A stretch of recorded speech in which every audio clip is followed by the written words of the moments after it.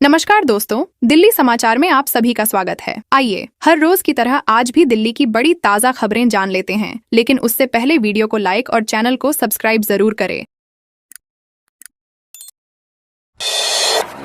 दिल्ली के लिए विपदा बनी बीजेपी, केजरीवाल और आतिशी ने बोला हमला। आम आदमी पार्टी ने दिल्ली में जलभराव और अपराध के बढ़ते मामलों पर भाजपा सरकार को घेरा है। आपने कहा कि थोड़ी सी बारिश में ही भाजपा के चारों इंजन डूब गए और कई इलाकों में जलभराव हो गया। पार्टी ने हत्याओं के आंकड़ों पर भी भाजपा से सवाल किए और कानून व्यवस्था को लेकर चिंता जताई।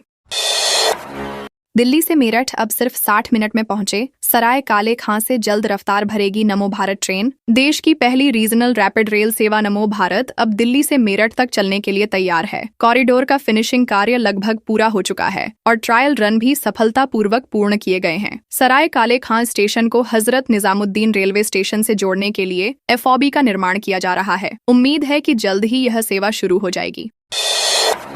दिल्ली में पानी के बिलों का बकाया 1.4 लाख करोड़ के पार, उपभोक्ताओं को राहत की उम्मीद। दिल्ली में पानी के बिलों का बकाया 1.4 लाख करोड़ रुपए से अधिक हो गया है, जिसमें व्यावसायिक और सरकारी विभागों का सबसे बड़ा हिस्सा है। जल मंत्री प्रवेश वर्मा ने घरेलू उपभोक्ताओं को राहत देने की बात कही है, जिसके लिए बिलिंग सॉफ्टवेयर को अपग्रेड किया जा रहा है। कोविड के दौरान गलत बिलिंग से बिल बढ़े हैं। सरचार्ज माफी और स्मार्ट मीटर लगाने की योजना बन रही है। दिल्ली में इमारत गिरने के मामले में लापरवाहों पर आएगी शामत। हादसे में जान गंवाने वालों में बिल्डिंग मालिक अब्दुल मतलूब, उनकी पत्नी राबिया, बेटे जावेद और अब्दुल्ला, बेटी जुबिया और 2 साल की पोती फौजिया शामिल हैं। सभी के शव मलबे से निकालकर GTB अस्पताल भेजे गए। वहीं जनता कॉलोनी में शनिवार सुबह जो हादसा हुआ था, वहां अभी बहुत मलबा पड्डा हुआ है। अब भारी बारिश की मार भी झेल लेगी दिल्ली। जल भराव से मिलेगी राहत। मास्टर प्लान तैयार। दिल्ली सरकार शहर के लिए एक ड्रेनेज मास्टर प्लान को अंतिम रूप देगी। शहर को नजफगढ़, बारापुला और ट्रांस यमुना बेसिनों में विभाजित किया गया है। सलाहकार अगले 15 दिनों में मसौदा रिपोर्ट पेश करेंगे, जिसके बाद जल निकासी नेटवर्क का नया डिजाइन प्रस्तुत किया जाएगा। वर्तमान प्रणाली केवल 50 मिमी वर्षा झेल पाती है, जिससे जल भराव की समस्या होती है। व्यापक योजना से इस समस्या का समाधान होगा। रामलीला मंचन की अनुमति लेना होगा आसान। CM रेखा गुप्ता ने आयोजकों को दिया परेशानी दूर करने का भरोसा। दिल्ली में रामलीला मंचन समितियों को अनुमति लेने में परेशानी होती है, जिस पर मुख्यमंत्री ने समाधान का आश्वासन दिया। उन्होंने अधिकारियों और आयोजकों के साथ बैठक की और NOC में देरी की शिकायत सुनी। मुख्यमंत्री ने रामलीला को नैतिक मूल्यों का जागरण बताते हुए हर संभव सहयोग का वादा किया और युवा पीढ़ी को इससे जोड़ने पर जोर दिया। दिल्ली में अब पब्लिक प्राइवेट पार्टनरशिप से होगा विकास। परियोजनाओं में देरी से लागत बढ़ने पर सरकार का फैसला। दिल्ली सरकार बुनियादी ढांचा परियोजनाओं को PPP मॉडल के जरिए आगे बढ़ाएगी। लोक निर्माण विभाग PWD मंत्री प्रवेश वर्मा ने इस संबंध में अधिकारियों को निर्देश दिए हैं। सरकार का लक्ष्य है कि निजी क्षेत्र की भागीदारी से विकास को गति मिले और राजस्व भी प्राप्त हो। जल क्षेत्र और औद्योगिक क्षेत्रों में भी PPP मॉडल पर काम होगा। शराब से दिल्ली सरकार मालामाल। 3 महीने में ही बेच डाली 17 करोड़ बोतलें। दिल्ली सरकार के 4 निगमों ने अप्रैल से जून तक 16.96 करोड़ शराब की बोतलें बेचकर 2,662 करोड़ रुपए का राजस्व प्राप्त किया। पिछले साल के मुकाबले बिक्री में वृद्धि हुई है। DSI IDC ने सबसे ज्यादा बोतलें बेची। सरकार नई आबकारी नीति लाने की तैयारी में है, जिससे राजस्व और उपभोक्ताओं को बेहतर अनुभव मिलेगा। नई नीति से पारदर्शिता और गुणवत्तापूर्ण शराब की आपूर्ति सुनिश्चित होगी। अब दिल्ली के इस इलाके की झुग्गियों को उजाड़ेगी बीजेपी सरकार। पूर्व CM आतिशी ने दे दी चेतावनी। आप नेता आतिशी ने भाजपा सरकार पर नंगली डेयरी में झुग्गियां तोड़ने की तैयारी करने का आरोप लगाया है। उन्होंने कहा कि भाजपा ने पहले भी कई झुग्गियां तोड़ी हैं और अब नंगली डेयरी की झुग्गियों पर उनकी नजर है। आतिशी ने भाजपा पर चुनाव से पहले गरीबों से झूठे वादे करने का आरोप लगाया और कहा कि उनकी पार्टी झुग्गियों को बचाने के लिए हर संभव प्रयास करेगी।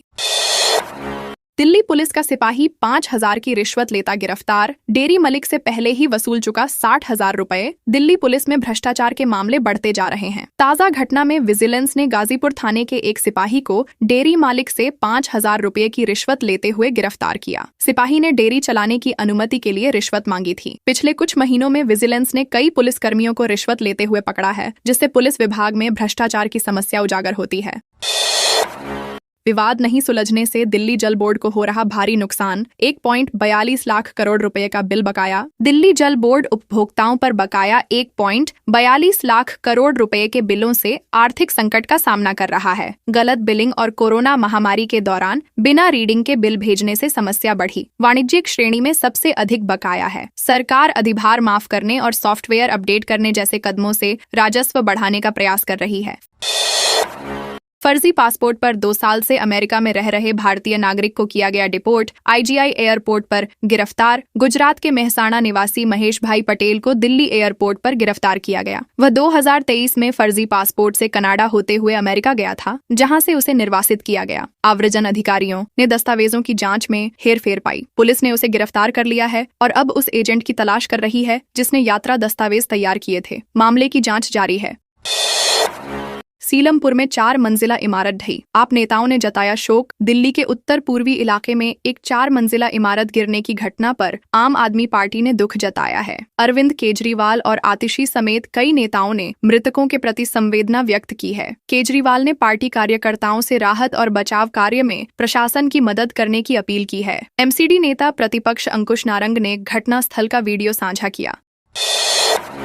सरिता विहार और पुल प्रहलादपुर अंडरपास में जलभराव। कई मार्गों पर लगा लंबा ट्रैफिक जाम। शनिवार को दक्षिणी दिल्ली में भारी बारिश के कारण सरिता विहार और पुल प्रहलादपुर अंडरपास में पानी भर गया, जिससे यातायात बाधित हो गया। फरीदाबाद जाने वाले वाहनों को डायवर्ट किया गया, जिससे कई मार्गों पर लंबा जाम लग गया। नालों की डिसिल्टिंग पर भी सवाल उठे हैं। जल भराव के कारण लोगों को भारी परेशानी का सामना करना पड़ा। शिवशों में मिर्गी की गंभीर बीमारी में कीटोजेनिक आहार असरदार। AIIMS के क्लिनिकल शोध में आया उत्साहजनक परिणाम। एम्स के डॉक्टरों ने ISS से पीड़ित बच्चों पर किए शोध में पाया कि कीटोजेनिक आहार हार्मोनल इंजेक्शन की तुलना में अधिक फायदेमंद है। वेस्ट सिंड्रोम से पीड़ित बच्चों के इलाज में यह आहार सुरक्षित पाया गया है। इस शोध में कीटोजेनिक आहार लेने वाले बच्चों में ऐंठन की समस्या कम हुई और बीमारी की पुनरावृत्ति भी नहीं हुई। दिल्ली के नालों में गिरकर कैसे मर रहे बच्चे, जिम्मेदार कौन? प्रशासन, सरकार या कोई और? दिल्ली में खुले नालों में गिरने से बच्चों की मौत के मामलों में पुलिस की लापरवाही सामने आई है। अक्सर नामजद FIR दर्ज नहीं होने से जांच शिथिल पड़ जाती है और जिम्मेदार अधिकारी बच जाते हैं। पीड़ित परिवारों को मुआवजा मिलने में भी दिक्कत आती है। कई मामलों में, जैसे किराड़ी में नसरीन की मौत, वर्षों बाद भी FIR की कॉपी तक नहीं मिली। जेल में बंद आका के इशारे पर महिला से मांगी रंगदारी, मना करने पर बेटी के हाथ में मारी गोली। दिल्ली के भलसवा डेरी इलाके में पुलिस ने 2 नाबालिगों को गिरफ्तार किया है। इन पर आरोप है कि इन्होंने जेल में बंद एक अपराधी के कहने पर एक महिला से रंगदारी मांगी और इनकार करने पर उसकी बेटी को गोली मार दी। पुलिस ने इनके पास से हथियार भी बरामद किए हैं। पूछताछ में पता चला कि एक आरोपी पहले भी हत्या के मामले में शामिल था। सुभाष प्लेस थाने की पहली मंजिल से लूट के आरोपित ने लगाई छलांग, अस्पताल में भर्ती। दिल्ली के सुभाष प्लेस थाने में लूट के एक आरोपी ने पहली मंजिल से कूदकर आत्महत्या करने की कोशिश की। पुलिस उससे 4.5 लाख की लूट के मामले में पूछताछ कर रही थी, जिसमें वह शामिल था। गंभीर रूप से घायल होने पर उसे अस्पताल में भर्ती कराया गया है। पुलिस घटना की जाँच कर रही है।